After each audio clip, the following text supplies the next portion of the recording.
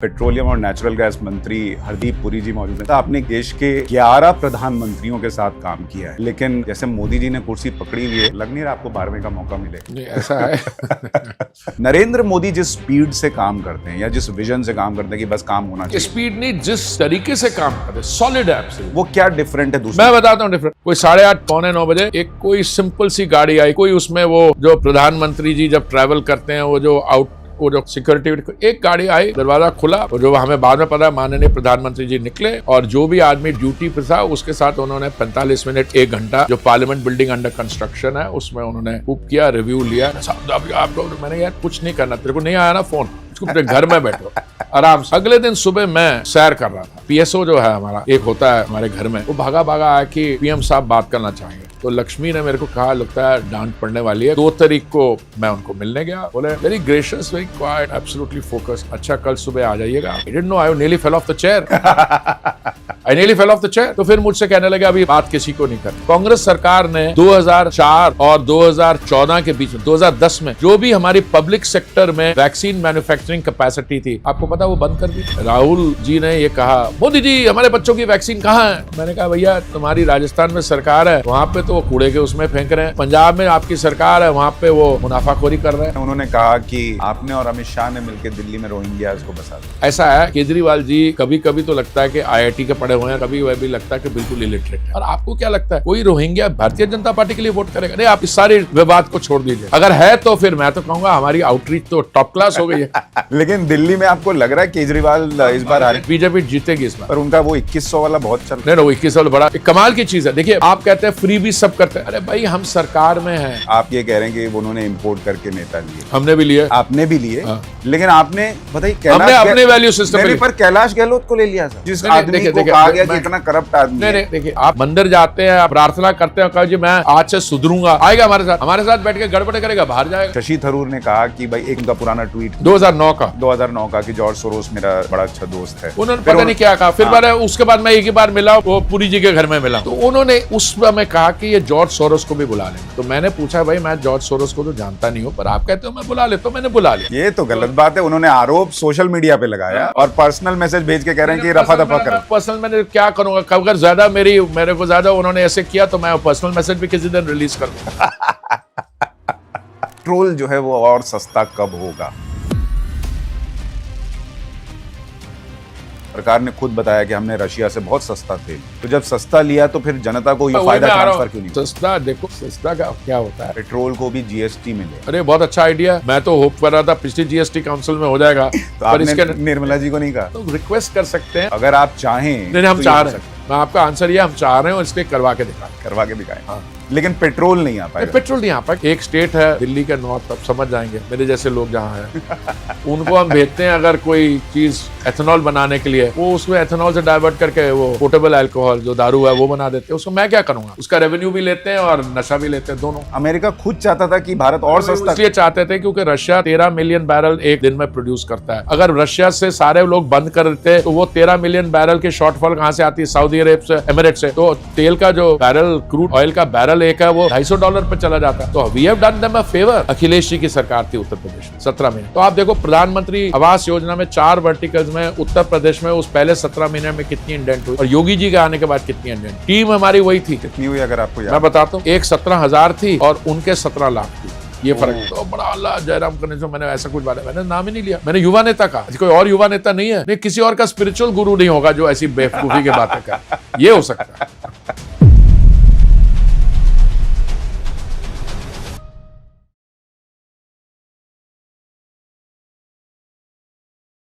नमस्कार, हमारे इस खास show top angle with Sushant Sinha में आपका बहुत स्वागत है। टॉप एंगल, जहां हम किसी भी विषय को थोड़ा टॉप एंगल पर जाकर देखने का प्रयास करते हैं ताकि उसे बृहद तौर पर देख पाएं और बेहतर ढंग से समझ पाएं। और इस वक्त देश में जो पॉलिटिक्स चल रही है उसको टॉप एंगल से देखने में आज हमारे साथ मदद करने के लिए एक बहुत खास मेहमान है, क्योंकि बहुत सारी ऐसी चीजें हैं जिसमें आम आदमी जो है ना थोड़ी और क्लैरिटी चाहता है। क्या 2024 के नतीजे आने के बाद नरेंद्र मोदी की सरकार जिस तरह से चल रही है, क्या वो उसी तरह से चलेगी? देश की इकोनॉमी में क्या इसी तरह से गति बनी रहेगी? बहुत सारे लोग जानना चाहते हैं कि क्या पेट्रोल डीजल और सस्ता होगा, रसोई गैस और सस्ती होगी, दिल्ली इलेक्शन में क्या होगा, नरेंद्र मोदी इस वक्त क्या सोच रहे हैं, और बहुत कुछ है जिस पर आज हम बात करेंगे। हमारे साथ देश के पेट्रोलियम और नेचुरल गैस मंत्री हरदीप पुरी जी मौजूद हैं। सर, बहुत स्वागत है आपका। नमस्कार, थैंक यू। मैं देख रहा था आपने देश के 11 प्रधानमंत्रियों के साथ काम किया है, लेकिन जैसे मोदी जी ने कुर्सी पकड़ी हुई है, लग नहीं रहा आपको 12वें का मौका मिलेगा। नहीं, ऐसा है।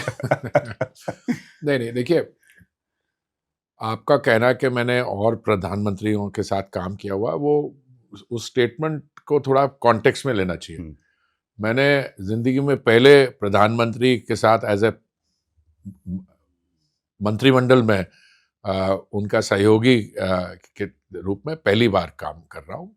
मैं राजनीति में फॉर्मली आने से पहले मैं इंडियन फॉरेन सर्विस में था और मैं करीब 40 साल एक सिविल सर्वेंट था, और उसके बीच में 6 साल मैंने यूएन में और रिलेटेड फील्ड में भी काम किया है। तो आप जब अंडर सेक्रेटरी होते हैं, जॉइंट सेक्रेटरी होते हैं, और आपको मौका मिलता है किसी कमरे में उपस्थित रहने का जहाँ प्रधानमंत्री हो, तो काम करना इट्स नॉट सो। बट जब मैं सचिव था, सेक्रेटरी इकोनॉमिक रिलेशन था, तो उस समय मौका मिला डॉक्टर मनमोहन सिंह के साथ काम करना है। जब मैं श्रीलंका में था, तो इंडो श्रीलंका एग्रीमेंट 97 का हुआ, तब थोड़ा सा मौका मिला। इन 1987 का श्रीलंका एग्रीमेंट, उस समय मौका मिला श्री राजीव गांधी जी के नेतृत्व में। उस समय एक जो श्रीलंका को रिलेटेड इवेंट्स थे। पर मैं आपको कहना चाह रहा हूं कि ये कंपेरेबल सिचुएशंस है ही नहीं। मोदी जी पहले भारत के प्रधानमंत्री हैं जिन्होंने दायित्व संभालने से पहले उनका बहुत गहरा अनुभव as a hands on chief minister रहा है। सो उसमें और बाकी प्रधानमंत्रियों में बहुत फर्क है। देखिए, पंडित जी की जहां तक बात है, वो तो इंटरिम गवर्नमेंट में कहूँ, जो 1947 के बाद जो सरकार बनी, उसमें लिया। पहला चुनाव 1952 में हुआ, तो उनका स्टेट में काम करने का मौका ही नहीं था। बाकी जो प्रधानमंत्री पद का जिन्होंने दायित्व संभाला, उसमें भी Modi ji was an exception. उन्होंने इतना हैंड्स ऑन एक्सपीरियंस एक स्टेट में, और उस स्टेट को उस समय कई कठिनाइयों का, समस्याओं का सामना करना पड़ा, तो उनका एक्सपीरियंस दूसरे किस्म का था। बट उसके अलावा वो सिर्फ हैंड्स ऑन स्टाइल ही नहीं है उनकी जो मैं विशेषता है, ये सिर्फ भारत में नहीं। मैं 40 साल विदेश नीति और सुरक्षा नीति के साथ मैंने जुड़ा था as a civil servant. He stands out amongst global politicians. He is totally focused, nation first, working with objectives को लेकर चलना। So आज ये मुझे याद आता है, जब एक G7 की समिट हो रही थी, तो मैं उस समय, हमारे नए नए चुनाव हुए ही थे, तो मैं इस कमरे में देख रहा था कि जो लीडर्स हैं जो उपस्थित थे, मैं देख रहा था मोदी जी तो 3rd टाइम इलेक्ट होके आ गए। इसमें और कौन सा ऐसा लीडर है who is capable of standing even a reasonable chance to be get elected for the 3rd time और for the 2nd time. Modi ji 3rd time, तो उस समय यूके के प्रधानमंत्री थे ऋषि सुनाक, तो मैं नाम नहीं लूंगा सबका, एक भी नहीं उनमें से ऐसा है जो 2nd टाइम इलेक्ट हो सके। और मोदी जी की भी जो इलेक्शन थी 3rd टाइम, देखिए, दुनिया भर में the fact that he was elected the 3rd time और पोस्ट इलेक्शन उनकी प्री इलेक्शन कोएलिशन से 290 थी, विच इज वेरी कंफर्टेबल। अगर आपको कोएलिशन धर्म में आपको विश्वास है और कोएलिशन चलानी थी, तो वाजपेयी जी के समय था, नंबर बहुत कम था। ये तो नंबर बड़ा कंफर्टेबल है। But the more important thing is, उसके बाद हरियाणा का चुनाव, महाराष्ट्र का चुनाव, जो थोड़ी सी इस फीलिंग को डिस्क्राइब करना बड़ा मुश्किल है, पर लगता है हमने थोड़ा सा अपने आप पे सेल्फ गोल कर लिया। जब आप अपनी साइट्स को बहुत हाई रखते हो, तो एक 2 विद्यार्थी जाते हैं एग्जाम के लिए अपीयर होना, एक फेलियर 40% वाला है, दूसरा 95% वाला है, जो चाह के जाता है इस बार मैं 100% स्कोर करके आऊंगा। उस बेचारे के 95 के से 98 बन जाते हैं, 100 नहीं होता। अरे वो कह रहा है यार ये मेरे 100 नहीं हुए, और उसी के परिवार के लोग कह रहे हैं अरे भाई 100% लाना था, वो नहीं हुआ। और जो वो 35-40 वाला उसके 43-44 आ गए, वो ऐसे मान रहा है। अरे भैया, भाई साहब, आप ये मान के चलो, कांग्रेस पार्टी की जो 3 पिछले लोकसभा के चुनाव हुए हैं, 2014, 19 और 24 मिला लो, कितनी सीट बनती है टोटल? कितनी बनती है? 200। और हमारी इस बार, मैं वो जो क्लियर मेजॉरिटी 37 साल के बाद, 2014 में क्लियर मेजॉरिटी 37 साल के बाद, पहले कभी किसी राजनीतिक दल के इतने आए ही नहीं है। 2019 में 300 पार। इस बार प्री इलेक्शन कोएलिशन में आपके 290 आ गए, तो अब क्या मतलब हुआ? बट तो वो क्या है, वो आप 400 पार का नारा देना, हाँ, दैट वही वाज है। सेल्फ गोल, वो आप कह रहे हैं सेल्फ गोल था। सेल्फ गोल नहीं, मैं ये नहीं कहूंगा। देखिए, कभी कभी होता है, कभी कभी हम बिल्कुल कॉन्फिडेंट हैं, क्योंकि ये चुनाव दूसरे किस्म का था। नॉर्मली किसी भी चुनाव में, किसी भी लेवल पे हो, तो एंटी इनकम्बेंसी एक बहुत बड़ा इशू बन जाता है, पर यहां प्रो इनकम्बेंसी है। मोदी जी ने एक जो बड़ा परिवर्तन लाया है इंडियन पॉलिटिक्स में, कि बीजेपी रूल स्टेट्स में और केंद्रीय सरकार में उन्होंने ये साबित कर दिया कि good governance is good politics. मैं आपको इसलिए नहीं, क्योंकि उस मंत्रालय के साथ मैं 7 साल जुड़ा हुआ था। कई लोगों ने मेरे को बताया अलग अलग राज्यों में कि भाई साहब, प्रधानमंत्री आवास योजना का हमें बहुत लाभ मिला। ये कहीं ने बोला कि आप शौचालय बनाए, आपने कुछ किया, कहीं अर्बन ट्रांसपोर्ट हुआ। मोदी जी इस पिछले 10 साल में जो विकास का काम हुआ है भारत के अंदर तो पता है, पर आपकी जो अर्थव्यवस्था है विश्व भर में 11वें 10वें स्थान से चलती चलती 5वें स्थान पर पहुंच गई है। और मैंने अगले साल के लिए जो प्रोजेक्शंस देखे हैं, हम 5वें स्थान से अगले साल के आखिर में 4थे स्थान पे आ जाएंगे, और 1-2 साल बाद, depending on how the other economies fair, आप 4.3 ट्रिलियन डॉलर पे हैं आप इस समय। एक इकोनॉमी उनमें से 4.4 पे और एक 4.7-8-9 पे है। तो आप 4.3 से 6.5% ग्रोथ या 6% ग्रोथ से आप 4th पोजीशन में आ जाते हैं, और 1 साल 1.5 साल में आप तीसरे से। देखिए कहां 1947 से लेकर 2014 तक हम रगड़ा खा रहे थे, और अब आप you are in the top 3 economies of the world. You will be. बहुत सारी चीजें मैं आपसे चूंकि समझना चाहूंगा, क्योंकि आप सरकार में काम भी कर रहे हैं, और आपका पिछला मंत्रालय जिसका आप जिक्र कर रहे हैं, जिसमें घर बने, शौचालय बने, सब कुछ हुआ, उसकी भी बात करूंगा। लेकिन पहले जो आपका ये अनुभव है, बतौर ब्यूरोक्रेट हो या अब बतौर मंत्री हो, आप चूंकि पास से लोगों को या प्रधानमंत्रियों को या उनकी सरकारों को आपने देखा है, नरेंद्र मोदी जिस स्पीड से काम करते हैं या जिस विजन से काम करते हैं कि बस काम होना चाहिए, स्पीड नहीं, जिस तरीके से काम कर रहे, सॉलिड है एब्सोल्यूट। वो क्या डिफरेंट है दूसरे? मैं बताता हूं डिफरेंट। आप मोदी जी के, आप उनके अगर मंत्रिमंडल में उनके आपको सौभाग्य है कि वो काम करने का मौका मिला।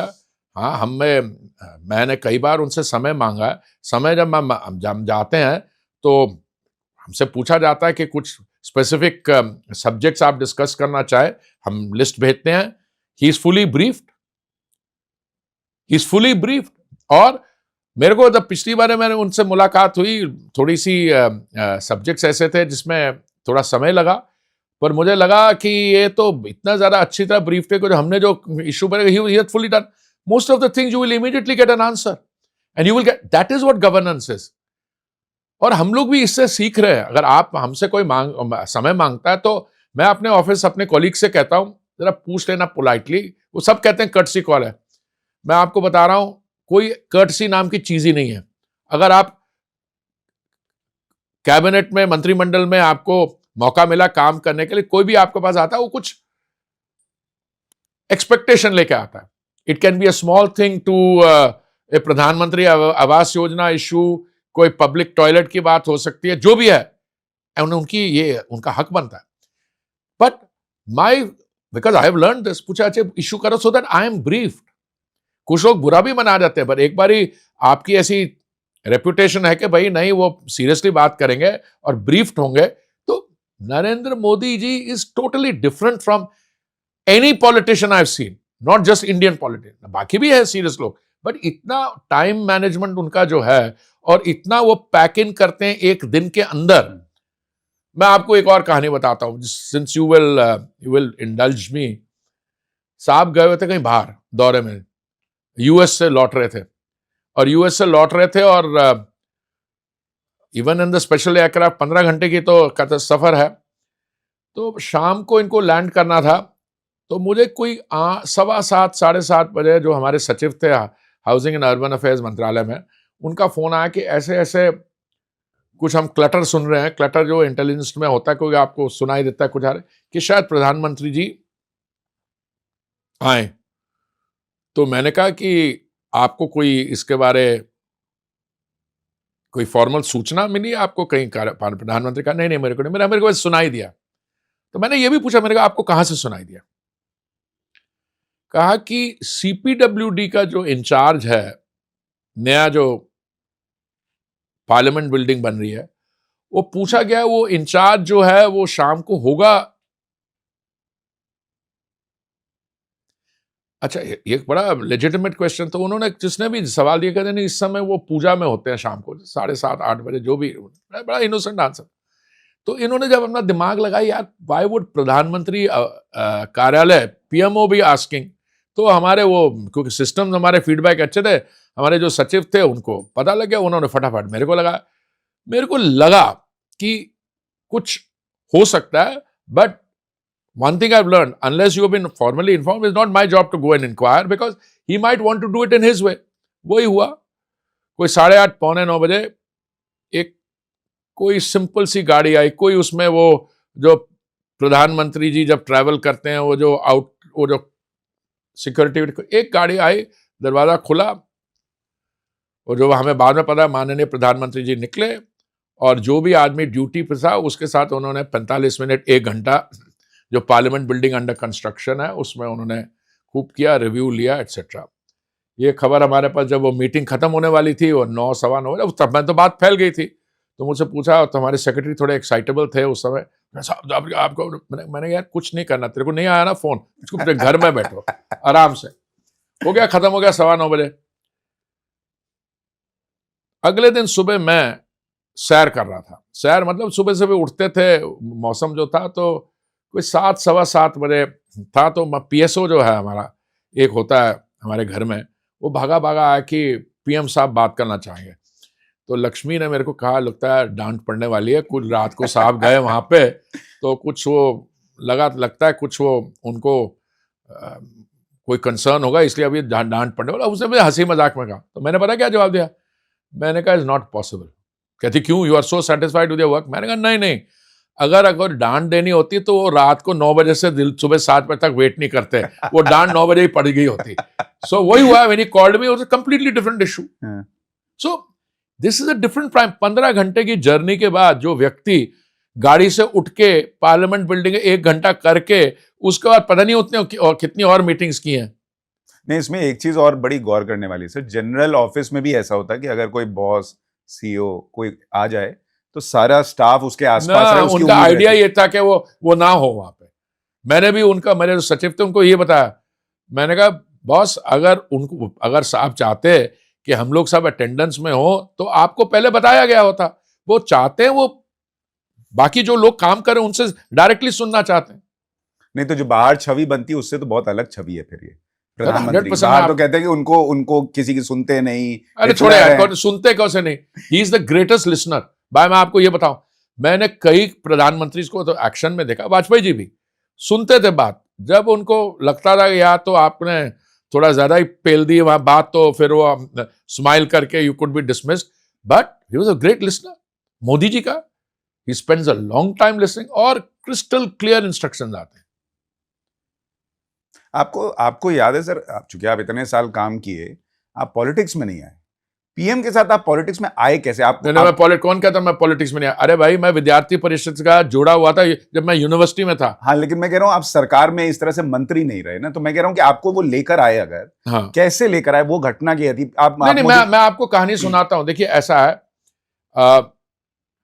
क्योंकि मेरा सौभाग्य रहा है, उनको मैं बहुत साल पहले मिला था जब मैं स्टूडेंट था, उस समय मैं उनसे मिला था। उसके बाद जब मेरी लंदन पोस्टिंग हुई तो अरुण जेटली जी उस समय मंत्रिमंडल में नहीं थे, हम लोग ऑपोजिशन में थे उस समय। एक नहीं 2000 नहीं 99 नहीं हम हमारी सरकार थी और जेटली जी लॉ मंत्री थे शायद, मेरे को जाल इंफॉर्मेशन ब्रॉडकास्टिंग या लॉ, इन दोनों में था। 99 का हम लोग चेक कर सकते हैं। तो उन्होंने मेरे लिए एक फेयरवेल लंच किया। तो फेयरवेल लंच में मोदी जी भी थे और मुझे इस चीज का याद क्यों है कि मुझे लगता है कि आपको याद है जेटली जी को बहुत शौक था, अपना एक दरबारी स्टाइल था और कहानियां सुनाया करते थे। तो एक बार उठे और उन्होंने कहा कि मैं एक मिनट बाथरूम से आता हूं। तो शोभन दास गुप्ता जो मेरे स्टूडेंट थे सेंट स्टीफेंस कॉलेज में, उन्होंने ऊंचा सा बोला, सरदार अभी जो कहना अभी कह ले, मौका है जब तक ये वापस नहीं आता बाथरूम से। तो ये मेरे को I remember this as an incident. तो इस चीज का मुझे नहीं उन्होंने बोला बिकॉज एक बार प्रधानमंत्री बोल के then your interaction is different. पर उन्होंने किसी को बोला हम बहुत पहले से मुझे जानते, जो भी है। मेरे को एक दिन फोन आया, नहीं पहले मेरे को फोन आया, पहले मैं एक बार उनसे मिलने गया था। उन्होंने मुझसे सिर्फ यही पूछा, आपके पास समय कब से होगा? पीएम मोदी जी ने पूछा। समय मैं न्यूयॉर्क में था। तो मैंने कहा जी वो जो independent commission on multilateralism setup की है, जिसकी अध्यक्षता ऑस्ट्रेलिया के प्रधानमंत्री केविन रड कर रहे हैं, उसका मैं सेक्रेटरी जनरल हूँ। मैंने कहा मुझे लगता है कि 2016 की आखिर तक हम अपनी रिपोर्ट सबमिट करें। 2016 के बीच की बात है या सितंबर अक्टूबर तक कर देंगे रिपोर्ट सबमिट। उसके बाद मुझे लगता है जो रिपोर्ट का फॉलो अप काम होगा, और अगले साल मार्च तक I will be relatively free and available. खत्म। उसके बाद कोई बात नहीं हुई। कोई बात नहीं हुई। कोई बात नहीं। उसके बाद मेरे को जयशंकर जी का फोन आया एक दिन मार्च में कि ऐसे सुनाई दिया है कि आपने कहा था कि 2017 में। मैंने कहा हाँ बोला था। तो इसी से अच्छा, तो मैं सिर्फ I just wanted to reconfirm, he must have been told. तो मैंने उनसे यही कहा, मैंने कहा यार जो भी करना प्रो बोनो रखना। तो सिर्फ वाई, मैंने उसका कारण इसलिए है क्योंकि मैं कई मैं लिखना पढ़ना कुछ ऐसे काम कर रहा था, सो प्रो बोनो करने में आसान होता है। एनीवे 2017 मार्च का मैंने कहा था। 2017 मार्च में RIS जो research and information systems of developing, हमारा एक थिंक टैंक है सरकार का, जिसके डॉक्टर मनमोहन सिंह 7 साल अध्यक्ष रहे हैं और बड़े, it has a very distinguished lineup. I was made chairman of RIS। ये है मार्च 2017 की बात। उसके बाद मैं बाहर था, कोलंबो में था, इंडियन ओशन कॉन्फ्रेंस अटेंड करने। तो वहाँ पे मुझे संजय भावसर जी का फ़ोन आया और कहा है कि आप कहाँ हैं? तो मैंने कहा मैं कोलंबो में हूँ। उन्होंने शायद सुना होगा कि कोयम्बटूर में है, पता नहीं, कुछ वो खास फ़र्क नहीं है। तो अच्छा, तो आपको साहब याद कर रहे थे। मैंने कहा पहले भी फ़ोन जब आता था कि कुछ मैसेज हो तो फ़ोन पे हो जाता है, नहीं आपको आना होगा। मैंने कहा मैं आ जाऊँगा। ये है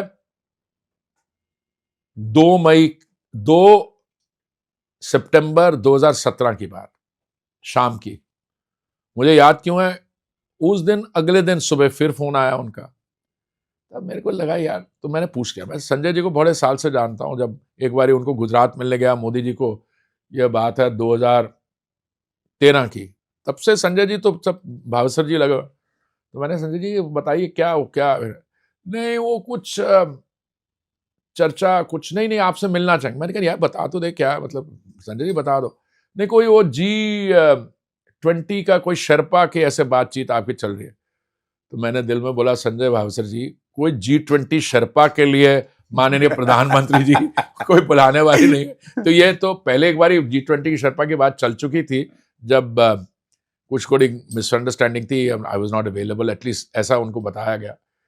तो मैं आया, शाम को लैंड किया। मैं लैंड करने से पहले तीसरा फोन आया, अच्छा आप कितने बजे पहुंचेंगे? मैंने कहा जी मेरी फ्लाइट 6 बजे आती। अच्छा आप सीधे यहीं आना, रेसकोर्स रोड LKM। मैंने कहा मैं आ गया। वहां पे बैठा, जो पूछा, अकेले बैठे थे। ये 2 तारीख या 3 तारीख की बात है। फिर मेरे को कहते नहीं ये टेलीफोन कॉल पहली तारीख की है, 2 तारीख को मैं उनको मिलने गया। बोले, और very gracious, very quiet, absolutely focused. अच्छा कल सुबह आ जाइएगा आप, नाश्ता इकट्ठा करेंगे, उसके बाद आपको राष्ट्रपति भवन ले जाएंगे, आपको शपथ दिलवाएंगे। उस बाद में राजपास में फिर तब समय में राज्यसभा में रहे। आई didn't know, I nearly fell off the chair, I nearly fell off the chair. तो फिर मुझसे कहने लगे अब ये बात किसी को नहीं करना। तो मेरा भी मूड थोड़ा चेंज हो गया। तो मैंने कहा मैं लक्ष्मी को भी नहीं बताऊंगा। सो फिर खूब हंस के कहने, नहीं मैंने ये नहीं बोला कि लक्ष्मी को नहीं बताना, बाहर किसी को नहीं बताना। anyway, जो हुआ उसको I won't go into that. मैं गाड़ी में बैठा ही, और you know how wives are, she knew I was coming back from Colombo. उसको पता नहीं, तो हमारा ड्राइवर का नंबर था, वो न्यूयॉर्क में थी। उसने पूछा कहाँ गए, कह रहे वो मोदी जी को मिलने गए। तो लक्ष्मी बोला मोदी जी को मिलने क्या करने हो गया। तो बोला ही, जब मैंने सोचा कि अभी लक्ष्मी गाड़ी में बैठ के उसको बताऊंगा, इतनी देर में लक्ष्मी का फोन आ गया। वो तो उनकी सिस्टर का फोन आ गया मुंबई से, वो तो सुर्खियों में आ रहा था already, following people to be inducted. So my experience with him is he is always very well thought through. कोई जल्दबाजी में डिसीजन नहीं लेते हैं। लोग समझते अरे इतना कुछ हो रहा, पर उनकी जो डिसीजन मेकिंग कैपेसिटी है एक बहुत हाईली इवॉल्व्ड, और जो उनको लगता है सही। ये देखिए, मेरा ये कहने का मतलब नहीं कि कोई भी व्यक्ति any human being will make always 100%, but by and large he has been proved right on most things. अब उनका जो मेरे हिसाब से जो एक्सपीरियंस था, मेरे जिंदगी में बड़ी बड़ी चीजें हुई हैं। एयर इंडिया प्राइवेटाइजेशन, देखिए वो एक डिसीजन लिया उन्होंने। आज हमारा सिविल एविएशन सेक्टर एकदम दुनिया भर में, more planes are being ordered, more people are flying. उसके साथ में उन्होंने उड़ान स्कीम की। कोविड मैनेजमेंट, अरे भाई लोगों ने बड़ा उन्होंने क्या किया, उन्होंने देखा कि अगर आप इस पे private sector imported medicine vaccine पे रह गए तो आपका सारा डिरेलमेंट हो जाना। आपने वो याद है आपको, वो थाली वाली वो क्या, इन्होंने पब्लिक माइंड को कैप्चर किया, और उसके बाद जो आया 220 या 230 करोड़ से अधिक वैक्सीन बनाई गई इन दो कंपनी से, मुफ्त बांटी गई। और सिर्फ भारत में नहीं, 100 देश हैं जहां पे भी वैक्सीन मैत्री के कारण ये भेजी गई। तो एक लीडर की जो टेस्टिंग होती है वो क्राइसिस में होती है। सर उसमें एक चीज और ये बताइए, जो आप चूंकि अब साथ में काम कर रहे हैं, ये 2014 वाले कार्यकाल वाले या उस मैंडेट के साथ वाले नरेंद्र मोदी, 19 वाले, और अब 24 में जब थोड़ी सीटें घट गई, जो ऑपोजिशन कहता है कि मोदी कमजोर हो गए, कहीं से आपको ऐसा लगता है नरेंद्र मोदी के डिसीजन लेने में, बात करने में, काम करने में कुछ कमजोरी आ गई है? बिल्कुल नहीं, बिल्कुल नहीं। अगर नहीं, देखिए कमजोरी क्या होती है, आप डिसीजन जो आप लेते हैं, आप बिल्कुल सर्कमस्टांसेस आपके बनाए तो नहीं होते हैं। आप डिसीजन ले पाते हैं क्योंकि सर्कमस्टांसेस जो हैं वो जो आप इनहेरिट करते हैं वही होता है। अब जब महामारी का सामना करना पड़ा, ये थोड़ा ना कि आपने किया, पर आपने ये हमारे सामने समस्याएं थी। अब क्या करें, कांग्रेस सरकार ने 2004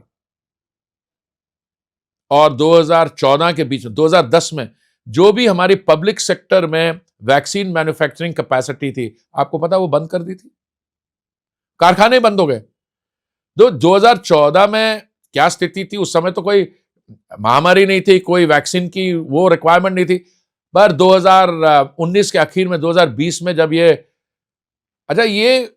महामारी, ये पेंडेमिक जो वो वाली नहीं थी, जो मैं तो न्यूयॉर्क, जिनेवा दोनों में एक्रेडिटेड था। मैं स्थायी प्रतिनिधि था संयुक्त राष्ट्र में, जिनेवा में। हमने WHO में जब मैं एक्रेडिटेड था, हमने सार्स, एबोला, स्वाइन फ्लू का सामना किया। ये जो थी, ये स्पेनिश फ्लू जो 1918 में, जिनमें मिलियंस ऑफ पीपल डाइड, ये वो वाली बीमारी थी, वो वाली। तो उन्होंने उसको चीज को देखते हुए डोमेस्टिक मैन्युफैक्चरिंग को भी बढ़ाया, डिस्ट्रीब्यूशन में अपने हाथ में ली, और डिस्ट्रीब्यूशन को अफोर्डेबल रखना।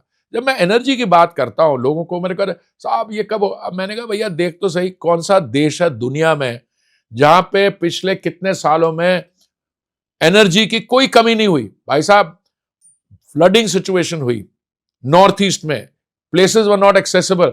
हमारे वो जो OMCs, ऑयल मार्केटिंग कंपनी के जो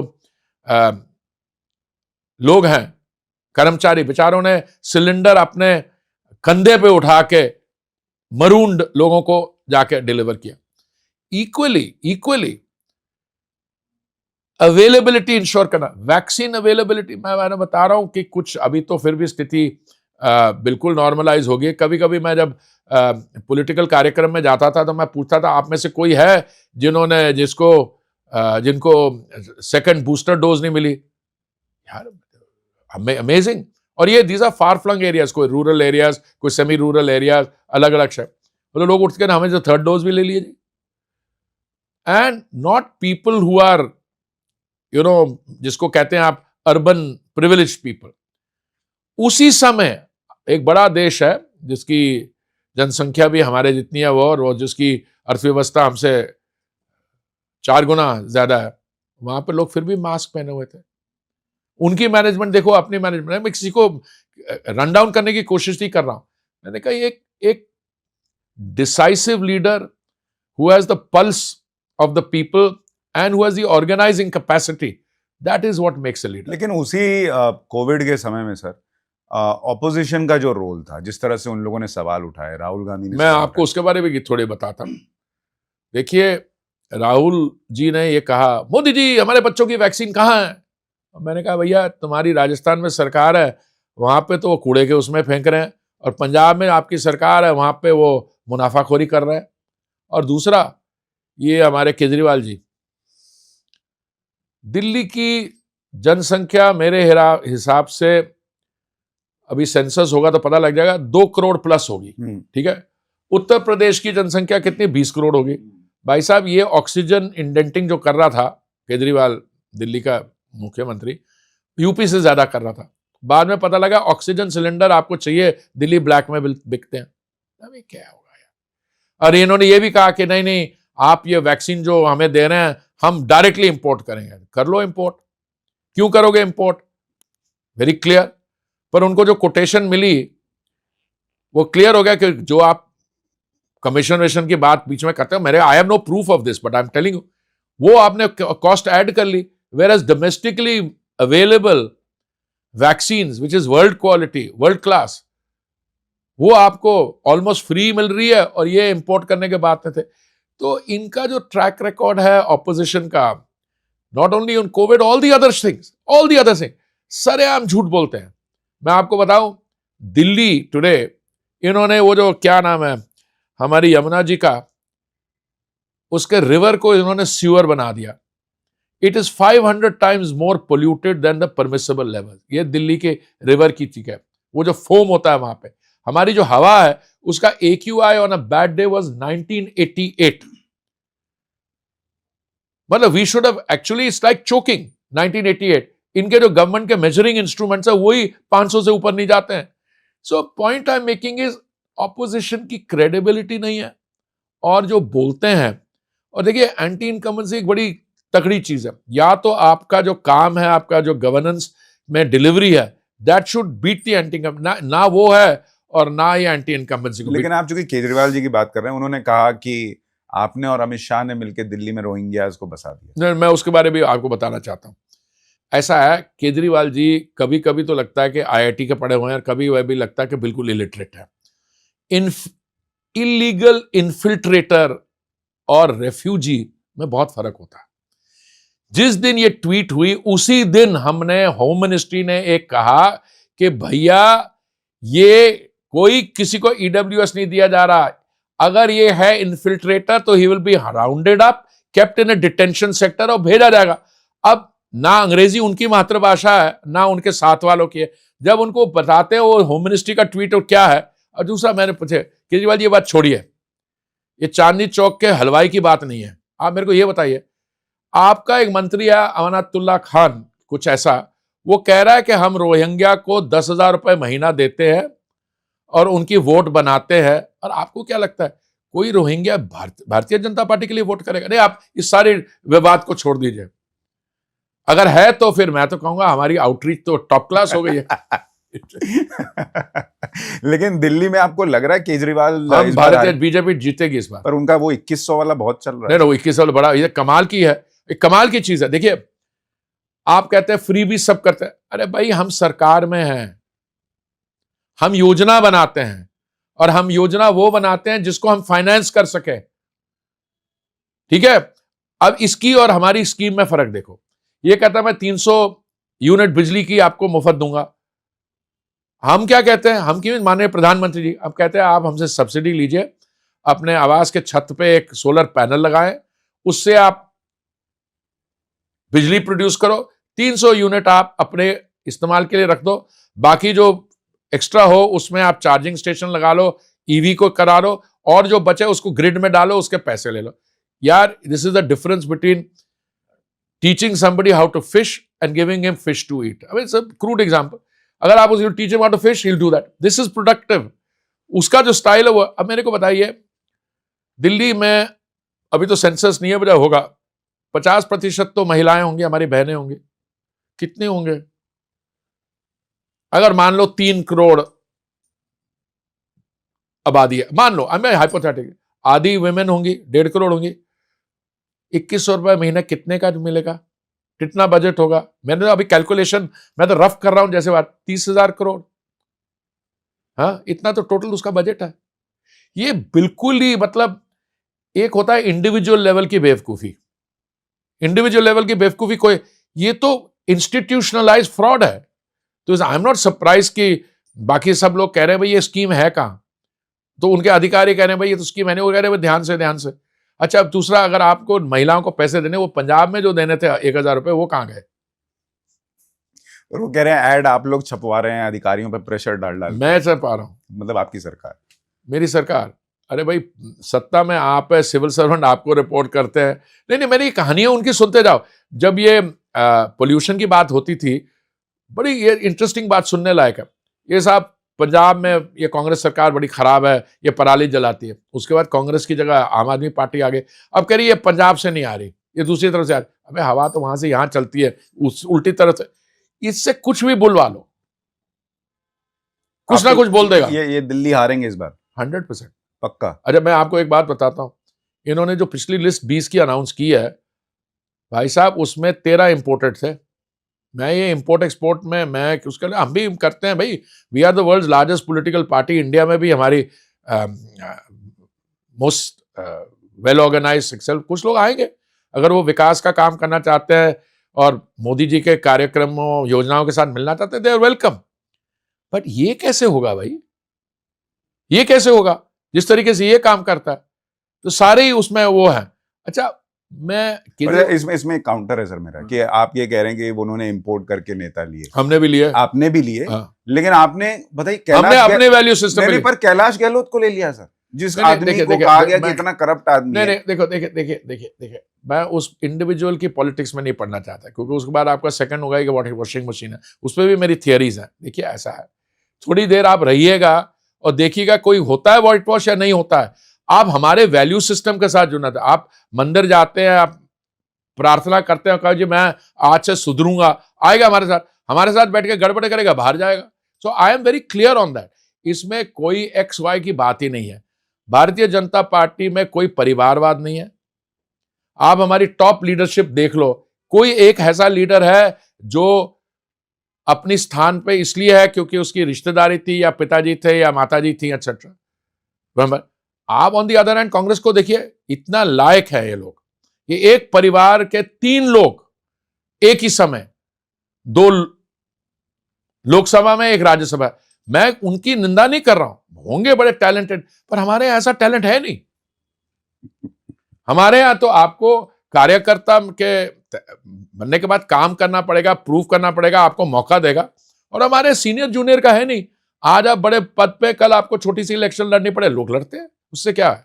that is a different value system. Sir, जब हम कांग्रेस की बात कर रहे हैं, अभी आप लोगों ने बड़ा प्रश्न उठाया कि जॉर्ज सोरोस से कनेक्शन क्या है कांग्रेस का, गांधी परिवार का, राहुल गांधी का। और उसी बीच शशि थरूर ने कहा कि भाई, एक उनका पुराना ट्वीट 2009 का कि जॉर्ज सोरोस मेरा बड़ा अच्छा दोस्त है। उन्होंने पता नहीं क्या कहा। फिर हाँ। उसके बाद मैं एक ही बार मिला हूं, वो पुरी जी के घर में मिला हूं। उसका मैंने एक बड़ा लंबा दिया, उसका बहुत अच्छा वायरल हुआ। अभी मेरे को किसी बेवकूफी की चिट्ठी आई उस पर। देखिए, ऐसा है, मैं गया था संयुक्त राष्ट्र में स्थायी प्रतिनिधि बनने, परमानेंट एम्बेसडर बनने, 2009 की मई में गया था।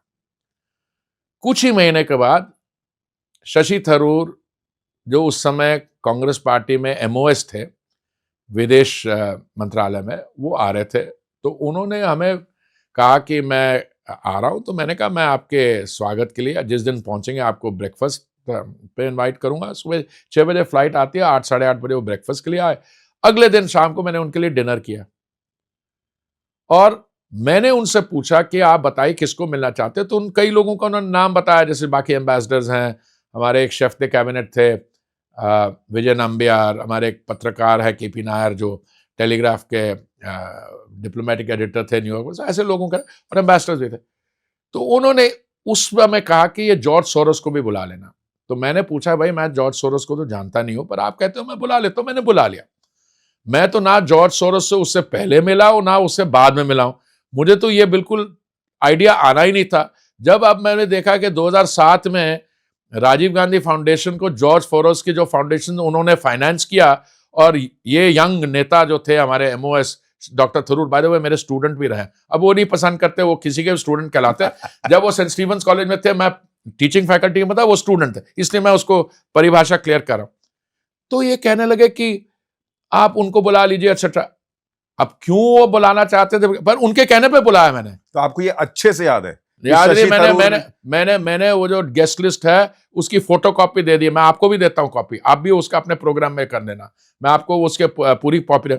मेरा ऐसा है, मैं अगर मेंटल फैकल्टीज मेरी अगर यादाश्त भी नहीं भी रही, पर मेरे को 50 साल पुरानी चीज है, पर मेरा वो जो रजिस्टर है, विजिटर्स रजिस्टर, एम्बेसडर रजिस्टर, जहां पे भी मैं एम्बेसडर रहा हूं, जब भी मैंने डिनर किया, सबके सिग्नेचर और नाम होते हैं, उसकी मैं कॉपी रखता हूं। तो लकीली मेरे पास कॉपी थी और मेरे ट्वीट के साथ लगी हुई है। तो इससे इससे शशि थरूर ने तो मेरे को लिखा I hope we can drop it now, एक पर्सनल मैसेज भेजा। अच्छा, I hope we can drop it now. I've sent a very friendly message. Our recollection may differ, but you know we were both, मतलब कि खत्म, वो जो personal message मिला उसने बोला यार बहुत हो गया आता है एक्सेट्रा। ये तो गलत बात है। उन्होंने आरोप सोशल मीडिया पे लगाया और पर्सनल मैसेज भेज के कह रहे हैं कि रफा दफा करो। मैं पर्सनल मैंने क्या करूंगा, अगर ज्यादा मेरे को ज्यादा उन्होंने ऐसे किया तो मैं पर्सनल मैसेज भी किसी दिन रिलीज कर दूंगा। देखिए वो राजनीति कर रहे हैं, उनको सीधा बोलना चाहिए था। हां मैं 2009 से मिला था, उसके बाद मैं उनसे एक बार फिर मिलना चाहता हूं, और उन्होंने ये 2009 में ट्वीट किया था कि मेरे फ्रेंड है। 2009 से लेकर 24 में जब ये गड़बड़ हो गई, वही ट्वीट आपकी कि मैं मेरा फ्रेंड है, अब आप मुकर रहे हो। अगर वो मेरा नाम नहीं लाते बीच में, फिर मुझे कौन याद है भाई। एज एन एम्बेसडर मैं महीने में 30 लोगों को खाना खिलाता था, 25 लोगों के घर जाता था। ऐसे नहीं होता, दिन में 30 लोग 30 दिन होते हैं। आप डिनर करोगे 2 बार, 15-15 लोग आएंगे, आपको कौन याद रहता है। बट मेरा रिकॉर्ड था, मैंने निकाल लिया। सर आपको चूंकि आपकी याददाश्त, मैंने अभी भी हम बात कर रहे थे और अभी इंटरव्यू में भी बात कर रहे हैं, तो मुझे लग रहा है कि आपकी याददाश्त जो है ना वो थोड़ी अभी इंटैक्ट है, इंटैक्ट और जबरदस्त है। तो उस दिन की आपको कोई याद है जॉर्ज सोरोस को जब आपने पहली बार देखा? नहीं वो फिट नहीं होता था उसमें यार, भाई साहब वो फिट नहीं होता। ये बाकी सारे एम्बेसडर है, फ्रांस का एम्बेसडर, वो कुछ अफ्रीकन एम्बेसडर्स थे, वो ये डिप्लोमेटिक क्राउड है। जॉर्ज सोरोस ने ये अपने कंधे पे बोझ ले लिया था दुनिया को सुधारने का। तो उसने उनकी ट्वीट में भी आया कि no he was worried about our that we were bashing the West on some stand, पता नहीं क्या बोला, मुझे तो वो कुछ याद ही नहीं है। ही स्टक आउट देयर बिकॉज बाकी जो इनवाइटीज थे, वरिष्ठ पत्रकार, यूएन असिस्टेंट सेक्रेटरी जनरल, जो सेक्रेटरी जनरल का ऑफिस चलाते थे, बाकी एम्बेसडर्स, वो दूसरे किस्म के लोग हैं। मतलब ये काली दाढ़ी में सफेद बाल जैसा था। अच्छा, लेकिन चलिए ये तो आपने क्लियर कर दिया और अब मुझे लगता है इसमें कोई डाउट की कोई गुंजाइश ही नहीं रही, और जिस तरह से पर्सनल मैसेज हो रहे हैं उससे भी चीजें स्पष्ट हो गई हैं। लेकिन अब थोड़ा काम जो आपने किया सर उस पर भी आते हैं। एक बड़ा प्रश्न जो आज की तारीख में लोग पूछते हैं, जो आपके मंत्रालय से जुड़ा हुआ है, कि पेट्रोल जो है वो और सस्ता कब होगा? देखिए मैं आपको पेट्रोल प्राइसिंग इकोनॉमिक्स थोड़ा बताना चाहता हूं। क्रूड ऑयल, हमारी डिपेंडेंस अभी भी इंपोर्ट्स पे 85% से ज्यादा है, इंपोर्ट डिपेंडेंट। इसलिए क्रूड की प्राइसिंग जो है वो 3-4 चीजों पे डिपेंड करती है। Cost of A barrel internationally, जो लोग कहते हैं कि वो कम हुआ, हाँ वाकई में कम हुआ, but insurance, freight and the dollar exchange rate. अब देखिए डॉलर एक्सचेंज रेट में क्या हुआ है और इंश्योरेंस फ्रेट चार्जेस कहां गए हैं। उसके बावजूद भारत एक ऐसा देश है, सिर्फ एक ही देश है जहां पे पिछले 3 साल में पेट्रोल और डीजल के दाम कम हुए हैं। आप इसके नेबरहुड से कंपेयर कर लें। नेबरहुड में कौन सी कंट्रीज हैं? श्रीलंका को ले लो, बांग्लादेश को ले लो, पाकिस्तान को ले लो, हमारे बहुत कम है उन देशों से। दुनिया भर में भी हमारी जो परफॉर्मेंस है एब्सोल्यूट टर्म्स में भी नीचे आई है, फ्लैट है या नीचे आई है। पर आप भारत के अंदर देखिए, जो बीजेपी रूल स्टेट्स हैं वहां पे पेट्रोल और डीजल का दाम 10 रुपए नॉन बीजेपी स्टेट से कम है। सो मुझे लगता है असली सवाल आपका यह होना चाहिए, जो नॉन बीजेपी रूल स्टेट्स हैं वहां पे दाम कब होगा? एक्चुअली उनसे लोग उम्मीद छोड़ चुके हैं, इसलिए सवाल आपसे है कि इसलिए इसका मैं जवाब देता हूं। मैं आपको जवाब देता हूं। यह माननीय प्रधानमंत्री जी की पर्सनल कमिटमेंट है। जो हमारा इकोनॉमिकली वीकर सेक्शन तबका है या बिलो पॉवर्टी लाइन जो रहते हैं, कि इनको कठिनाई ना हो, इन्होंने 2 बार सेंट्रल केंद्र सरकार जो सेस लगाती है वो 2 बार नवंबर 2021 में और मई 2022 में उसको कम किया, उसके बाद एक बार फिर किया। और बीजेपी रूल स्टेट्स ने अपना वैट भी कम कर दिया, इसलिए ये 10 रुपए का फर्क है। इससे आगे जाके क्या हो सकता है, मैं आपको अपना पर्सनल, ये मैं पेट्रोलियम और नेचुरल गैस मंत्री नहीं बोल रहा यहां पे, मैं इंडिविजुअल देता हूं। देखिए, मेरा व्यू ये है कि इस समय दुनिया भर में कच्चे तेल की कोई कमी नहीं रहेगी, काफी प्रोडक्शन है, काफी सप्लाई है, पर अभी भी दाम जो है वो 72-73 पे है। अगर वो 80 जाता है तब तो कोई गुंजाइश रहेगी नहीं कम करने, पर अगर 72-73 भी जाता है, अब ये देखिए हम गैस सिलेंडर जो 1200 रुपए का है उसको 500 रुपए में दे रहे हैं। आप ये मान के चलिए, इससे जो ऑयल मार्केटिंग कंपनीज हैं उनका पता नहीं 40-50 हजार करोड़ का एक साल में नुकसान हुआ। तो वही कंपनी, देखिए कोई भी कंपनी बिजनेस होगा, चाहे वो प्राइवेट सेक्टर हो चाहे पीएसयू हो, वो फिलैंथ्रोपी के लिए या दान के लिए नहीं बिजनेस करेगा। बट उनका प्रॉफिट क्यों कम हुआ है? क्योंकि उन्होंने ये सब्सिडी दी। ये पहली बार नहीं हुआ, पिछले साल गैस आप कह रहे हैं कि पेट्रोल में भले कंपनियों ने कुछ पैसा कमाया, थोड़ा सा, मैं वही थोड़ा सा कमाया हो, लेकिन जो सिलेंडर में आप लोग नहीं, वही कंपनी दोनों करती है ना। हाँ, मैं आपको तो उसमें नुकसान हो उसमें नुकसान हुआ तो उसको बैलेंस करना पड़ेगा। ठीक है। अब जैसे फॉर इंस्टेंस पिछले साल गैस की चक्कर में 28,000 करोड़ की नुकसान था ऑयल मार्केटिंग कंपनीज को। इन्होंने क्या किया, हमने इनको 22,000 करोड़ लौटाया। उसके बाद पेट्रोल में अंडर रिकवरी थी, पेट्रोल और डीजल में अंडर रिकवरी थी। हमने वित्त मंत्रालय से ये रिक्वेस्ट किया, उन्होंने हमें 15,000 करोड़ दिए, पर स्थिति ठीक हो गई, मतलब, और हमने 15,000 करोड़ लिया ही नहीं। इस बार हमारा गैस सब्सिडी के कारण कम से कम 20-30 हजार करोड़, शायद ज्यादा भी होगा, कोई एक फिगर मैंने देखा 54,000 करोड़। तो ये सबको देख के चलना होता है। और खासियत मैं समझता हूं सबसे विशेष बात यह है कि दाम कम हो रहे हैं। आपने जो सवाल पूछा उसका मैं माफी चाहता हूं, मैंने थोड़ा एक्सटेंडेड दिया। मैं आपको चार्ट भी दूंगा। आगे बढ़ते अगर मान लीजिए ऑयल सप्लाई सही रही, ये जो ग्लोबल टर्ब्यूलेंस है जैसे यूक्रेन में, रशिया यूक्रेन, मिडिल ईस्ट, अगर ये सब स्थिति सुधर गई और दाम नीचे आएगा तो हाँ जरूर उस समय कुछ सोच सकते हैं, पर सरकार इसमें अपने आप में नहीं निर्णय ले सकती। ये डीरेगुलेटेड सेक्टर है। अब मैं बोलूंगा ज्यादा डीरेगुलेटेड, उस आपसे पूछे बगैर कुछ नहीं करते। अरे भाई नहीं, इनके वो शेयर होल्डर्स भी हैं। और अगर किसी प्रॉफिट की बात करते हैं, अब देखिए एक कंपनी है जिसके पास 4,500 टन कितना कैरे वो था इन्वेंट्री। जब दाम 80 था तब उन्होंने लिया था, अब दाम 70 पे आ गया, उसका तो लॉस हो गया ना, पेपर पे हुआ जो भी हुआ। तो ये उनको कमर्शियल डिसीजन लेने पड़ते। कई हमारी प्राइवेट सेक्टर कंपनीज थी, जब उनको अंडर रिकवरी थी उन्होंने कहा हम भी नहीं बेचेंगे। भाई प्राइवेट सेक्टर कर सकता है, सरकारी कंपनी नहीं करेगी, और मैं समझता हूं उनको करना भी नहीं चाहिए। तो इसमें एक चीज और जोड़ दूं सर, जब हम ये बात करते हैं, एक मोटे तौर पे तर्क ये दिया जाता है कि भाई सरकार ने खुद बताया कि हमने रशिया से बहुत सस्ता तेल लिया, तो जब सस्ता लिया तो फिर जनता को वही मैं आ रहा हूं, सस्ता देखो सस्ता का क्या होता है, रिलेटिव होता है। 2022 की फरवरी में जब युद्ध आरंभ हुआ, उस समय हमारी इंपोर्ट्स रशिया से 0.2% थी, वो तो कुछ हार्डली एनीथिंग। हम एक दिन में 5 मिलियन बैरल यूज करते हैं। हमने वो 0.2% से बनते बनते बनते 2-3 महीने बाद हमारा 38% इंपोर्ट रशिया से था।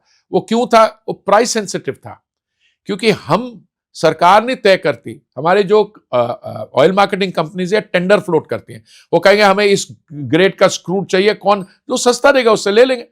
अभी सिचुएशन क्या है, काफी देर डिस्काउंट अच्छे थे, उसके बाद डिस्काउंट कम हो रहे हैं। अभी भी जो है, आपने देखा होगा एक प्राइवेट सेक्टर कंपनी ने डिस्काउंट किया, पर वो भी डिस्काउंट किया।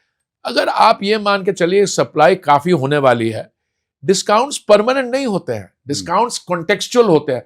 उसी समय जब ये डिस्काउंट अच्छा था, गैस पे हमारी 28,000 करोड़ नुकसान हो गया। और अभी भी जब पिछले साल अभी हमारा गैस में फिर 50,000 करोड़ हो गया।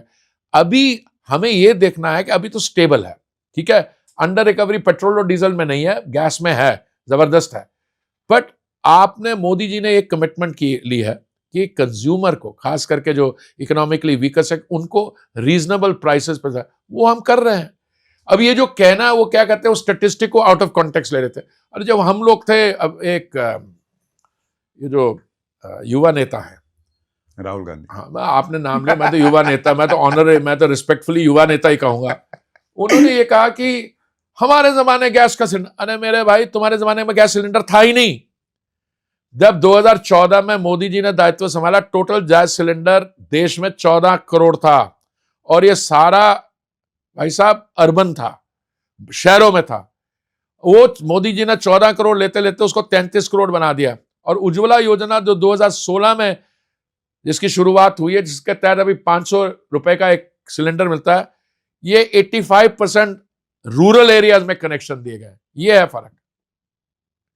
तो अवेलेबिलिटी सब जगह, अफोर्डेबिलिटी और सस्टेनेबिलिटी, ग्रीन एनर्जी भी साथ में। तो इसको अगर मैं मोटे तौर पर समराइज करूं कि रशिया से सस्ता तेल लिया, दूसरी चीजें भी अगर हुई, इराक से लिया जब मिलेगा। अभी अमेरिका हमें $20 बिलियन का खरीद रहे हैं। आजकल अमेरिका 13 मिलियन बैरल, माफी चाहता हूं, 13 मिलियन बैरल एक दिन का प्रोड्यूस करता है। आज मेरी कुछ लोगों से बातचीत, वो कह रहे हैं 1.4 मिलियन बैरल ऐड होगा उससे, सो 14.4 मिलियन बैरल हो जाएगा। हम $20 बिलियन का एनर्जी खरीदते हैं अमेरिका से। मुझे पूरा उम्मीद है कि आने वाले समय में अमेरिका कहेगा हमसे और खरीदो।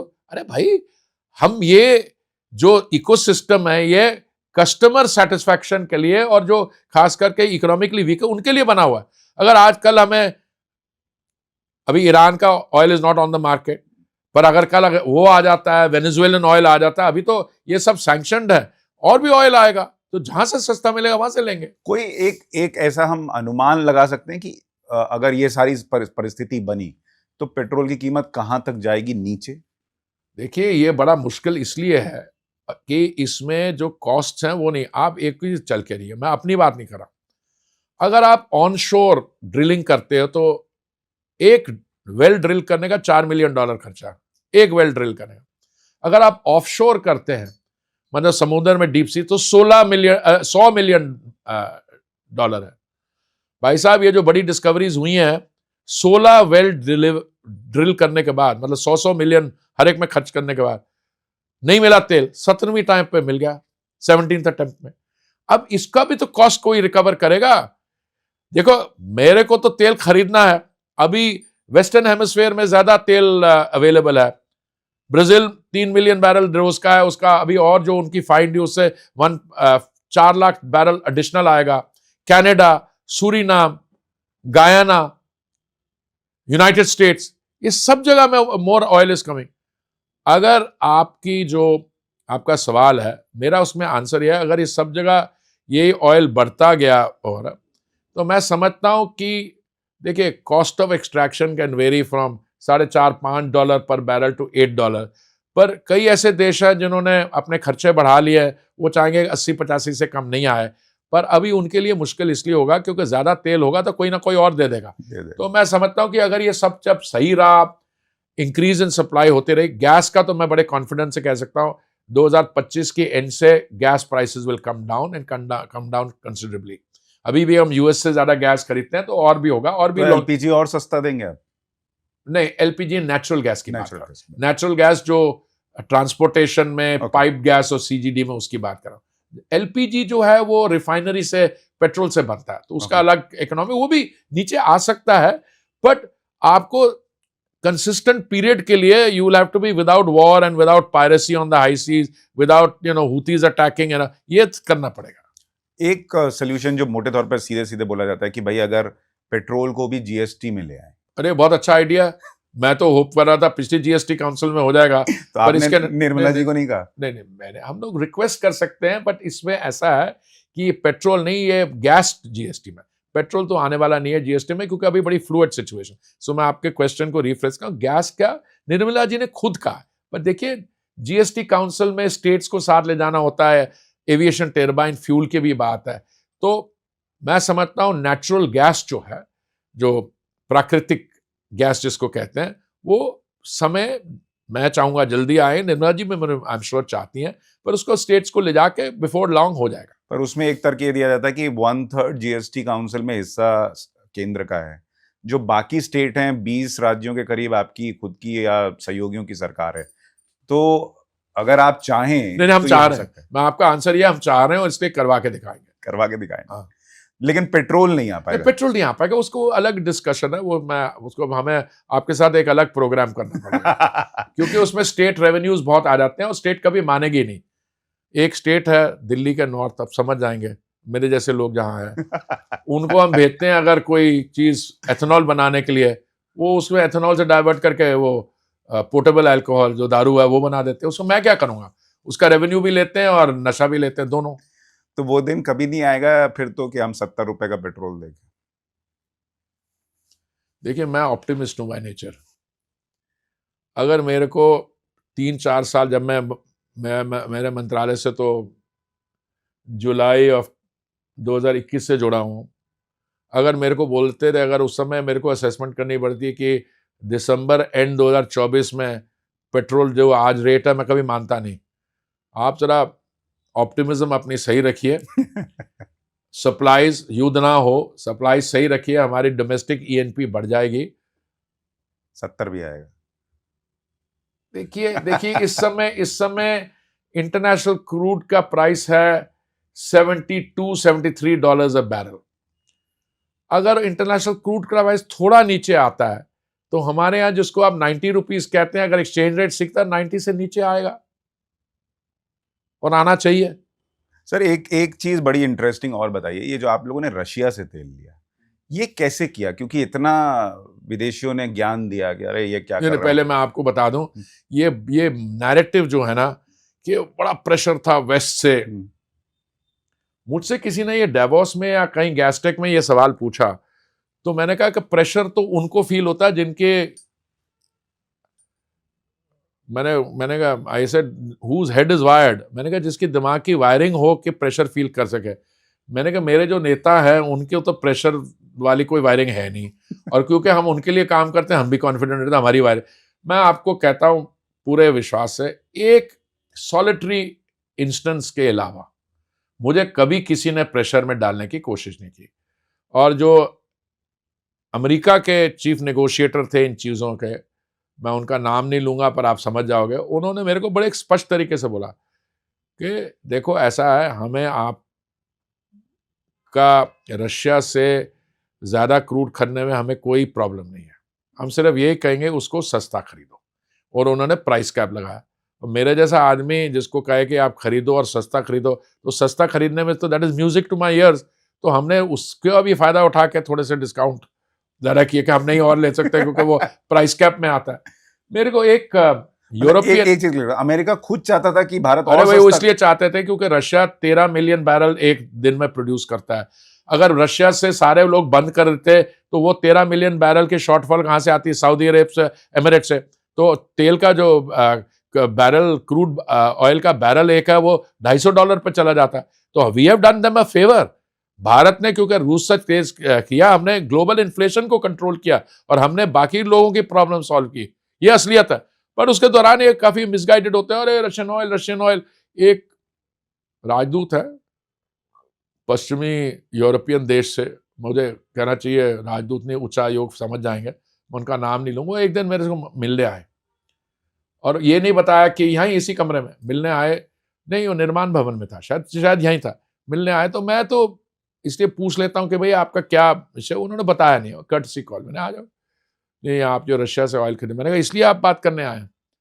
फिर मैंने उनको 5 मिनट अंग्रेजी में समझाया कि ऑयल इकोनॉमी कैसे करती है, और मैंने साथ में ये भी बोला उनको थैंक यू बाय बाय करते करते, अगर मेरे को आपको पता होता कि आप इसलिए आ रहे थे तो मैं नहीं आपको मिलता, मेरे सेक्रेटरी भी पन्ना मिलते नहीं, क्योंकि जो आप कह रहे हो आपके इंटरेस्ट की बात ही नहीं है, चुप करके चल। उसके अलावा कभी कोई नहीं आया मेरे पास, और सही है, बिकॉज हम अगर खरीद रहे हैं तो देखिए, पहली बात तो इसमें प्रेशर की बात नहीं है, मोदी जी की कमिटमेंट अपने नागरिक, अपने सिटीजन्स और उनकी एनर्जी नीड्स के लिए है। और दूसरा, हम क्यों नहीं खरीदेंगे जहां से अब हमको सस्ता मिलेगा, और दूसरा हमें कोई इंटरनेशनल सैंक्शन है नहीं, जो रशिया से एनर्जी हंगरी जा रही है थ्रू अ पाइपलाइन, या जापान जा रही है, चाइना, उसमें कुछ नहीं है, तो हम जो खरीद रहे हैं ओपन मार्केट में, उससे क्या हो रहा है।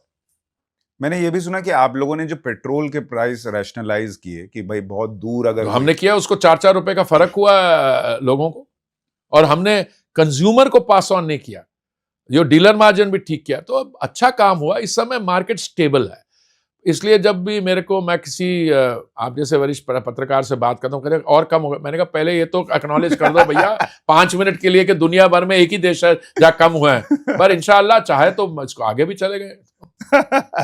लेकिन ये आप जैसे बता रहे हैं कि आपने किसी उच्चायुक्त को हड़का दिया कि हड़काया नहीं, मैंने प्यार से बताया। नहीं, आप प्यार से तो नहीं हड़काए होंगे। या फिर जयशंकर जी जहां जहां जाते हैं सब वो जा रहे थे, एक बार उन्होंने फोन किया कि ये भाई अगर ये मेरे से सवाल पूछा जाए ये पेट्रोल का रशिया से, ऑयल का रशिया से, एनर्जी का, तो मैंने उनको एक ही चीज कहना, they buy more in 1 afternoon then I buy in a quarter 3 month. वो लगता टेलीफोन कनेक्शन ठीक था, उन्होंने ये किया that you buy more in 1 afternoon then I do in a month नहीं 3 मंथ। अरे अभी भी खरीद रहे हैं यार, अभी भी खरीद रहे हैं। और दूसरा, आगे चल के चलिए, अब उनको बोलो ये आपने एटॉमिक एनर्जी वाले से पूछो, न्यूक्लियर मटेरियल क्यों खरीद रहे हैं। अगर आपको रशिया को करना, एक एनर्जी बंद करोगे दूसरी खरीद लोगे, छोड़ो यार, ये जो अब आपका बड़ा सीरियस प्रोग्राम, उसमें हम कोई ऐसी बात नहीं करना चाहते कि लोग बाद में कहे कि मंत्री ने प्रोग्राम में आके खड़का दिया। नहीं, लेकिन अब ये समझ में आ रहा है कि ये टीम गेम है। वो जो जयशंकर जी का बयान वायरल हुआ था कि जितना तुम एक दिन में खरीदते हो हम एक महीने में खरीदते हैं, उसकी स्क्रिप्ट आपने लिखी? स्क्रिप्ट मैंने लिखी थी, पर मैंने क्वार्टर की लिखी थी। वो स्क्रिप्ट राइटर थोड़ी चेंज कर दी, शायद उन्होंने, वो तो ज्यादा ही हो जाएगा। लेकिन जब हम पेट्रोल की बात करें सर, आपका जो पिछला मंत्रालय था अर्बन डेवलपमेंट का, उसमें भी बहुत काम हुआ, बहुत लोगों को घर मिला। वो जो दौर था और उसमें जिस तरह से काम हुआ, अगर आप उसको आज पलट के देखते हैं, आपको लगता है पिछली सरकारों में वो संभव था? था ही नहीं। क्यों? योजनाएं नहीं थी। मैं आपको बता रहा हूं, मैं आपको छोड़िए बाकी सरकार के पीछे जाना, मैं आपको प्रधानमंत्री आवास योजना की मैं एक सिंपल आपको एक बता दूं। माननीय प्रधानमंत्री जी ने दायित्व संभाला मई 2014 में, योजना की शुरुआत हुई जून 2015 में।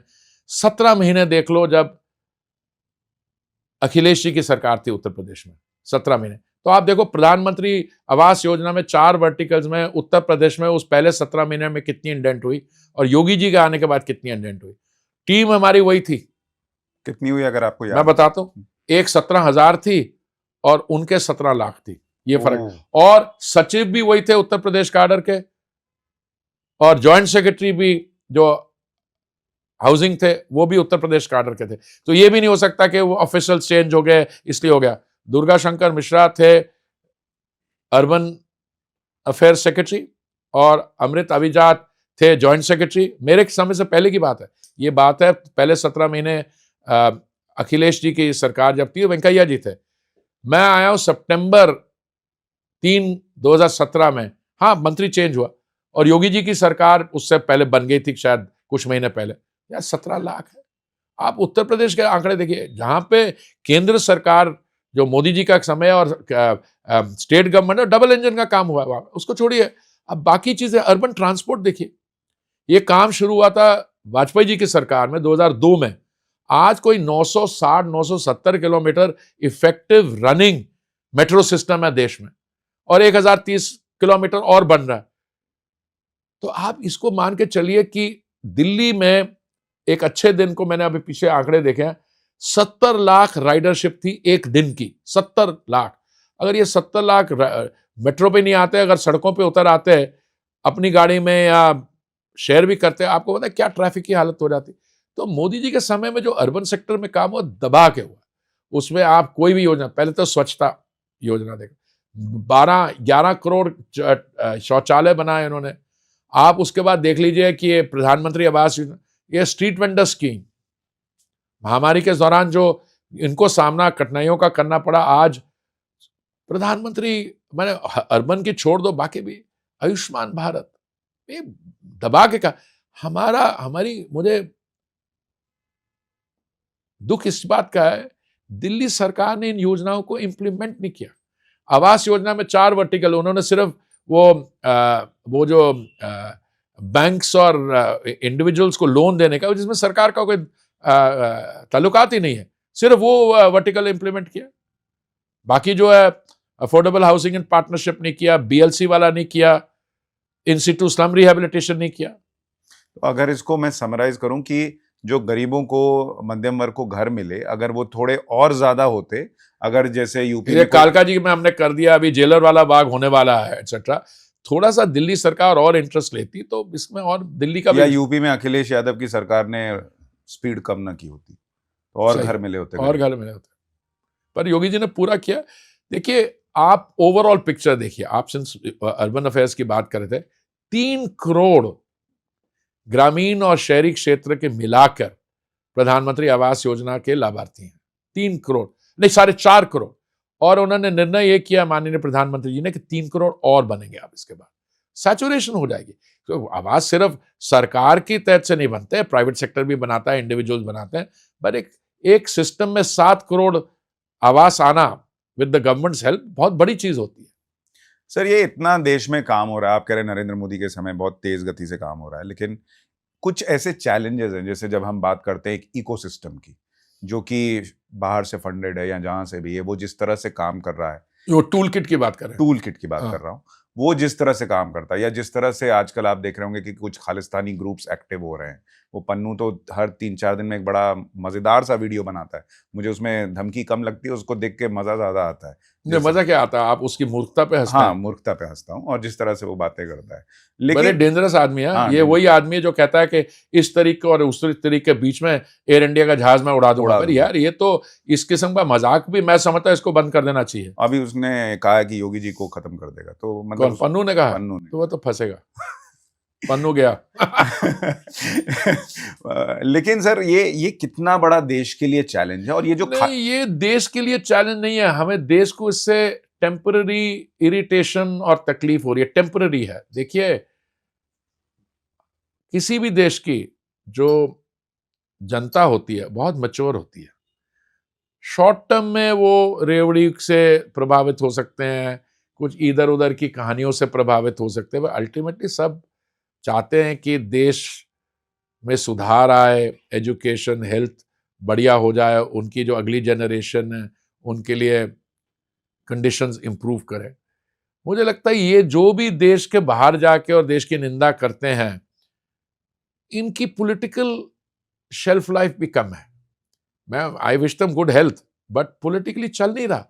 अब ये सबकी निंदा करने वाले इसके गैंग लीडर कौन है? युवा नेता। जब ये कहीं बाहर जाते हैं, इनका एक स्पिरिचुअल गुरु है, क्या नाम उसका, सैम पिट्रोडा। अरे कहीं, India is not a nation, north Indians look like Afghanis, north easterners look like Chinese. ये कहाँ पैदा हुआ था यार?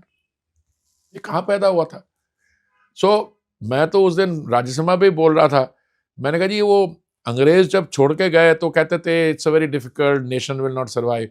मैंने कहा वो थिंकिंग है युवा नेचा के स्पिरिचुअल गुरु, मतलब लगता है लिनियर प्रोजेनेटर वो थे, तो बड़ा अल्लाह जयराम करने से मैंने ऐसा कुछ बात, मैंने नाम ही नहीं लिया, मैंने युवा नेता कहा। अच्छा, कोई और युवा नेता नहीं है? नहीं, किसी और का स्पिरिचुअल गुरु नहीं होगा जो ऐसी बेवकूफी की बातें करे। ये हो सकता है। लेकिन आपने इंदिरा जी को भी देखा, राजीव जी को भी देखा, और अब आप राहुल जी को भी देख रहे हैं। तीनों में कोई सिमिलैरिटी या कोई डिफरेंस दिखता है? नहीं, बिटवीन राजीव जी एंड राहुल जी मैं ये कहूंगा कि डिटीरियोरेशन बहुत बढ़ गई है। किस चीज की डिटोरिएशन? मतलब मैंने राजीव जी कम से कम ये कहते थे 1 रुपया दिल्ली से चलता है और 15 पैसे पहुंचता है। ये बस सच बात है यार। पर उन्होंने उनमें था तो उन्होंने बोला तो सही ना, उन्होंने बोला तो सही। यानी ये क्या बोलता है?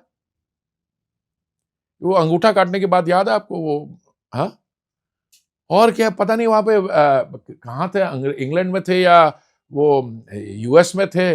मैं उस सेशन का मैं वो ट्रांसक्रिप्ट पढ़ रहा था, मैं तो हैरान था। कोई व्यक्ति अपने देश से बाहर निकलकर अपने देश की निंदा करे, यार ये क्या, इस you running down your own mother and your own place of abode. इसमें फर्क देखिए। नरसिम्हा राव जी जब प्रधानमंत्री थे, मेरे को याद आई बात, ये एक जनीवा में ह्यूमन राइट्स कमेटी थी या काउंसिल जो भी थी, वहां पे पाकिस्तान एक ऑर्केस्ट्रेटेड कैंपेन चला रहा था कश्मीर पे। तो नरसिम्हा राव जी ने रिक्वेस्ट किया वाजपेयी जी को कि आप उस डेलीगेशन में जाइए, और आप गए। इन्होंने वहां जब भाषण दिया तो बीजेपी का तो कोई नेता ऐसे नहीं करेगा। मैंने वाजपेयी जी तो बहुत टॉल लीडर थे, ये तो ऐसा कोई नहीं करेगा। ये तो जैसे ही देश से बाहर स्टेप आउट करते हैं शुरू हो जाते हैं। इसमें क्या एक्सप्लेनेशन हो सकती है? एक तो आपको अपने देश के साथ कोई प्रॉब्लम है, it can B that money, और आप ये मोटिवेटेड कर रहे हैं। पर जो भी है, मैं समझता हूं इसको इनको कंट्रोल करना चाहिए। अभी अगर हम बात करें राहुल गांधी और प्रियंका वाड्रा में से कोई आपको बेटर? देखिए, मैं सोचता हूं ये जो कंपैरिजन थोड़ा अनफेयर है, क्योंकि आपको ये राहुल गांधी की फिल्म काफी सालों से उसी थिएटर में लगी है, लॉन्च हुई, रीलॉन्च हुई, एक्सेट्रा। प्रियंका जी अभी नहीं आई हैं। मैं समझता हूं कि उनको मौका दिया जाएगा। सवाल ये उठता है, प्रियंका जी राहुल जी को रिप्लेस करेंगी या उनको स्ट्रेंथन करेंगी या क्या करेंगी? पर मैंने एक पीछे बयान पढ़ा किसी सीपीआईएम के लीडर में, जिसने कहा कि वायनाड में जब ये इलेक्शन लड़ी तो एक्सट्रीम फंडामेंटलिस्ट एलिमेंट्स ने उनका साथ दिया कैंपेन में। मैं देखना चाहूंगा ये कहाँ कैसे होता है, क्योंकि अगर आप लीडरशिप हिंदी हार्टलैंड की हो, उत्तर प्रदेश में आपके परिवार का लंबे समय से संबंध है, आप रायबरेली और अमेठी के बाद इलेक्शन लड़ती है वायनाड से, और वहां पे भी अगर ये एक्सट्रीम फंडामेंटल, ये सीपीआईएम का लीडर कह रहा है, कोई बीजेपी का लीडर नहीं कह रहा। तो मैं समझता हूं आने वाला समय बताएगा। बट देखिए, मेरा जो एक्सपीरियंस और एज है, मैं तो I wish them all the best. But ये राहुल गांधी की जो लॉन्च रीलॉन्च, आई थिंक उसमें कोई ज्यादा दिलचस्पी रही नहीं है, और खुल भी मुझे लगता है वो इंटरेस्टिंग नहीं है। जैसे ही कभी एक्टिविटी खत्म होती है, फिर वो आप कहीं और बिजी हो जाते हैं, और समय देखते हैं कि कैसे चलेगा आगे। मेरे मन में एक प्रश्न था जो मैं इस चीज से थोड़ा अलग है, लेकिन मैं सोच रहा था आपसे मिलूंगा तो कभी पूछूंगा कि जैसे मैं अगर कैलकुलेट करता हूं कि मुसलमान वोट जो है वो 2002 भूलने को तैयार नहीं है। उसके बाद मोदी जी घर दे दें, शौचालय दे दें, राशन दे दें, नौकरी दे दें, कुछ भी दे दो, लेकिन वो 2002 को छोड़ने को तैयार नहीं है। कई बार ऐसी चर्चा होती है, ये सिख कम्युनिटी 1984 कैसे भूल गई, और कांग्रेस की दिल्ली और पंजाब में सरकारें क्यों बनी? देखिए, मेरी एनालिसिस थोड़ी आपसे रिस्पेक्टफुली मैं सबमिट करूंगा, अलग है। मुस्लिम कम्युनिटी 2002 भूलेगी अल्टीमेटली, और हम भी जो 1984 में जो अत्याचार हुआ, हम भी उसको आराम से, थोड़ा टाइम लगता है इन चीजों में। उसमें क्या होता है कि पहले मैं मुस्लिम कम्युनिटी को तो छोड़ता हूं एक जमाने, मैं समझता हूं कि आप जो मदरसा एजुकेशन, उसके लिए उनको अच्छी एजुकेशन दे, अच्छी एजुकेशन। जो कश्मीर के बारे में यह कहा जाता था कि कश्मीर के जो वैली है उसमें कभी भी सिचुएशन नहीं सुधरेगी, ये पथराव इंडस्ट्री है, और आपने 370 हटा, देखा क्या हुआ। अब वो जो फ्लाइट्स हमारी फुल है, मैं तो सिविल एविएशन मंत्री था, मैं स्टेटिस्टिक था, फ्लाइट्स फुल है, एयरपोर्ट्स फुल है, होटल्स फुल है, वो शिकारा वो टूरिस्ट बोट्स है वो भरी हुई है, एकदम बदलाव आ गया। सिख कम्युनिटी में भी हमारी प्रॉब्लम यह है, हमारी लीडरशिप जो है बड़ी सब ऑप्टिमल रही है। इसमें हमारा भी दोष है, इसलिए मैं आपके माध्यम से किसी और को निंदा नहीं कर रहा। जो वहां सरकार थी जिसमें हम जूनियर पार्टनर्स थे, उन्होंने काम सही नहीं किया। हुआ क्या कांग्रेस ने भी लूट मचाई हुई थी, इसलिए आम आदमी पार्टी आई। आम आदमी पार्टी आई, उन्होंने क्या कहा कि नहीं नहीं, हम भ्रष्टाचार के खिलाफ है, हम वो नशा से मुक्ति दिला देंगे, दारू से चला देंगे। अब वो थोड़ी देर में पता लग गया ये चक्कर ही कुछ और है यार, ये भी नोट बनाने की मशीन है, कांग्रेस भी थी।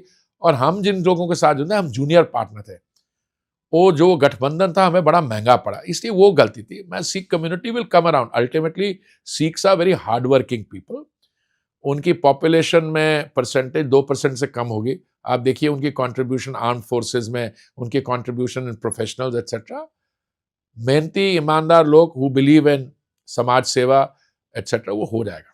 नहीं, मैंने ये प्रश्न इसलिए भी पूछा कि जैसे मैं देखता हूँ प्रधानमंत्री सिख कम्युनिटी की बड़ी रेस्पेक्ट करते हैं। अरे he goes out of his way, out of his way. और चाहे अफगानिस्तान से लोगों को लाना हो, मुझे याद है आप भी गुरु ग्रंथ साहिब को आप सिर पर रख कर लाए, और अभी योगी जी को मैंने देखा वो भी गुरु ग्रंथ साहिब को सर पर रख के लेके साहिबजादों का बलिदान दिवस जो है वो सेलिब्रेट करना, बहुत कुछ है। लेकिन उस तरह से सिख कम्युनिटी वो नहीं कर रही, वो बट वो क्यों, रीजन क्या है? नहीं, वही मैं बताया ना, लीडरशिप जो है इस समय, वो लीडरशिप जो है वो it has been found wanting. आम सिख को आप बात करें, दिल्ली का जो सिख है जो गुरुद्वारे की पॉलिटिक्स से नहीं जुड़ा हुआ है, वो बहुत दिल से रिस्पेक्ट करते हैं कि जो माननीय प्रधानमंत्री जी ने कम्युनिटी के लिए किया। मैं आपको छोटी सी चीजें बताता हूं, करतारपुर साहब लहंगा, ये कब से मांग चल रही है, कब से मांग चल रही हो गया। लंगर पे टैक्स, ब्लैकलिस्ट को रिमूव करना, मैं आपको कई चीजें इसमें गिनवा सकता हूं। हमेशा ये होता है, एक अगर लीडरशिप वहां पे फ्लॉड हो, वो लीडरशिप इस चीज को लोगों के सामने ले जा नहीं पाती है, ले जाना चाहती नहीं है, वो वन इश्यू पे पड़ जाते हैं, एमएसपी। अरे भाई साहब देखिए, वही राजनीतिक दल जो हमारे गठबंधन में था, कैबिनेट में बैठी हुई थी बीबा जी, जब एमएसपी का उन्होंने बाहर आके इसका स्वागत किया। जब इनको लिखा गया नैरेटिव उनसे समझ नहीं रहा, बाहर जाके इन्होंने अपना रवैया चेंज कर लिया। अरे मैं तो बैठा था वहां पे, मैं इतनी चेंज नहीं देखी। एक तरफ आप स्वागत कर रहे हैं, दूसरी तरफ आप गाली गलौज कर रहे हैं। मैं इस देखिए, एक हमारी जो सिविलाइजेशन है 7,000 पुरानी नहीं है, we are a young nation, 75 साल, अभी तो 100 साल के होने वाले हैं। ये हर एक देश के इतिहास में एक ऐसा फेज आता है। मुझे पूरा विश्वास है कि सिख कम्युनिटी सिर्फ जुड़ेंगे, they have a vested interest. अब वो जो बाहर चले गए हैं, जो आपने यहाँ क्लेम करते हैं यहाँ पे उनकी परसिक्यूशन नहीं है क्योंकि वहां पे वीजा स्टेटस लेने चाह रहे हैं, ये बहुत सिचुएशन कनाडा में भी चेंज कर रहे हैं। और ये जो है ना, उनके दिमाग का जो स्थान है वो कनाडा में बना ले, वहां अच्छा रहेगा। लेकिन सर, ये सारी चीजें अब चर्चा कर ली, बहुत आपने समय भी दिया, लेकिन अब यहां से भारत को आप कहां जाता देखते हैं, और चैलेंजेस क्या देखते हैं? थर्ड लार्जेस्ट इकोनॉमी बाय 2027, और जो विकसित भारत का आपका मेंटल टाइमलाइन है 2047 का, उसके 20 साल रहते हैं ना 27 से, उसके पहले ही समवेयर इन बिटवीन आप 2040 में जब पहुंच जाएंगे तो आपकी इकोनॉमी का क्या साइज होगा। मैं तो ऐसी इकोनॉमेट्रिक प्रोजेक्शंस करता नहीं हूं, पर जो मैंने पढ़ा हुआ, कितना $40 ट्रिलियन की इकोनॉमी होगी, उसका पर कैपिटा इनकम आज से 6 गुना 8 गुना होगा। तो in every respect it will be a different India. जो आज की जो युवा पीढ़ी है, सही माने में मैं समझता हूं, they are the true inheritors of this movement, because हमारे यहाँ डेमोग्राफिक एडवांटेज है, bulk of our population is 35 and below, they will be the true inheritors of this Viksit Bharat, and you have one man to thank for that, who had the nation first attitude, and जिन्होंने सबका साथ, सबका विकास and प्रयास। सी, ये एक strong feeling नहीं आए क्योंकि आपको अपनी कल्चर में, अपनी हिस्ट्री में, आपकी सिविलाइजेशन में वो इतनी प्राइड नहीं थी। जहां जहां भी हुई है, ये हुआ है, आपका जीडीपी बढ़ा है। और विमेन्स रिजर्वेशन, मैं मान के चलिए अभी आने वाले समय में जब स्टेट लेजिस्लेचर्स में और सेंट्रल पार्लियामेंट में 33.3% रिजर्वेशन होगी, आरक्षण होगा, you would see again it's a different ball game. तो 2029 में भी मोदी जी 100%। नहीं, Modi ji in the sense that he is the prime minister till 2029 and the reasonable grounds to believe that he will be the face of the BJP in 2029. बहुत बहुत धन्यवाद sir, आपने बहुत सारे विषयों पे बहुत क्लैरिटी जो है वो लोगों को दी है। और कई बार हम ऐसे ही चर्चा कर लेते हैं कि पेट्रोल की कीमत का क्या हो रहा है, इसका क्या हो रहा है, उसका क्या हो रहा है। हम आपको चार्ट्स भी देंगे उसके। तो उससे अब लोगों को थोड़ा और चीजें बेहतर ढंग से समझने में मदद मिलेगी। हरदीप जी बहुत बहुत शुक्रिया हमारे साथ जुड़ने के लिए। Thank you, thank you, thank you.